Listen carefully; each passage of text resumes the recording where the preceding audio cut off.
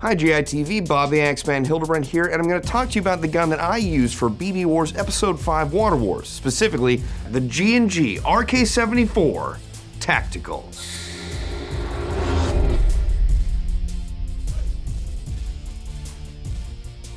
Now right off the back you can tell this is a very aggressive looking AK, and in fact we got to see this year at SHOT Show 2016, and I was very excited to be able to play with it at BB Wars Episode 5. Now if you're following our coverage of SHOT Show 2016, you would have already seen this gun at the G&G booth that they had this year. Going over a few of the externals, this gun is made almost completely out of metal, with the only exceptions being the polymer stock and the polymer pistol grip.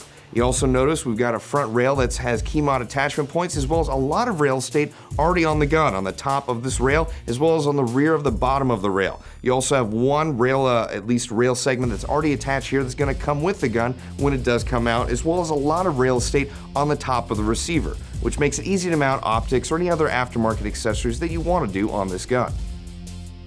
Now it does feature ambidextrous charging handles, so you can access the hop-up adjustment point on the right side using either charging handle, which also I think adds to the cool look of the gun. In addition, this gun also has a side folding stock, which is going to make this gun easier to store or use for CQB airsoft engagements. In addition, the stock does lock in, which I think is a very nice feature so it doesn't go flopping around everywhere. And obviously you do have a telescoping stock with a battery compartment on here, which is pretty nice. Also, it does feature a few sling attachment points. Furthermore, this gun features an ambidextrous magazine release, as well as a special magazine that comes with this gun. It actually has an extended follower, so you're going to get the majority of the BBs in this mag out through the barrel of this gun, which is a nice feature to have. Also, these magazines are convertible between 30 and 90 rounds. You actually just pop off the bottom plate right here, slide out the magazine, and there's a little button right here you can flip back and forth to make it so you can shoot either 60 rounds or 90 rounds in this magazine. Now the battery for this gun is stored in the top half of the rail segment on the front of the gun, which can be accessed by unscrewing this little part of the gas tube and removing the top of the rail. Now it's actually very easy to get the battery in here, and it's also worth pointing out this gun comes with a programmable MOSFET right out of the box. Now, internally speaking, you can expect a 6.03mm brass inner barrel, as well as 8mm ball bearings and a ball bearing spring guide. Now you can also expect a brass cylinder, a plastic cylinder head, and an aluminum piston head.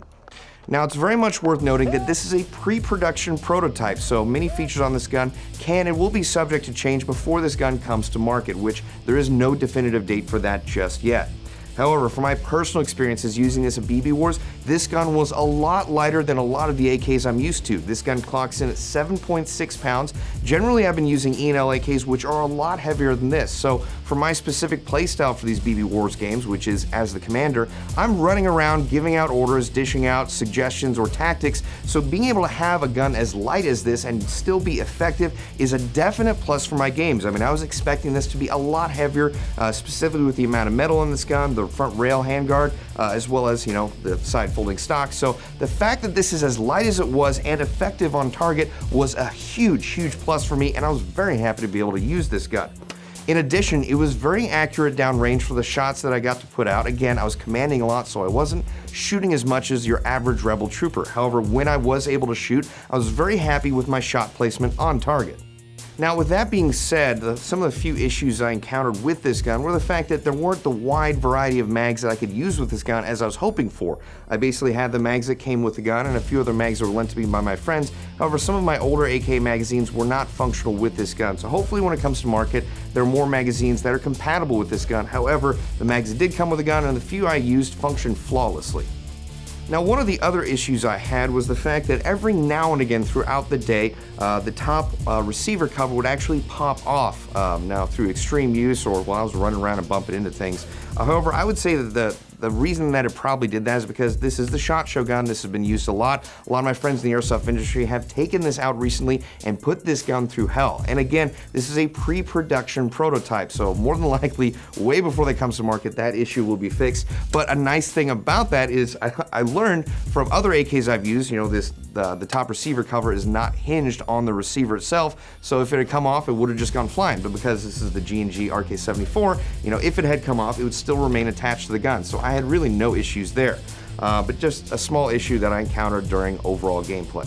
Now once again, there is no definitive release date for this RK74 series from G&G. We're eagerly waiting at hitting the market, and it is going to come in 3 models: the short, the mid-length, and the full-length AK. Now, as far as the price range for these AKs, they are going to come in around the early to mid 300s because there are a lot of features on this gun, as you can probably see right here. Now make sure to stay tuned to our social media for more information on the G&G RK74 Tactical, as well as the rest of their series of their new AKs. Once again, I'm Bob the Axeman Hildebrand, and this is a GITV. Decided to go with the EML A106A AK74MN. Say that 3 times fast. Get it, and it's also the 3rd gun, so it makes it kind of funny. This thing retails for about $389.99 Airsoft GI, and the reason I decided to go with one of these is because honestly,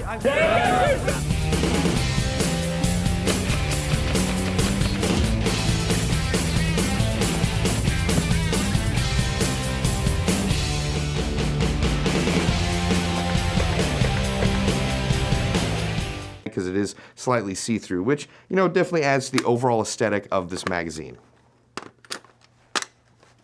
Maybe not cut that last part out. I almost had it.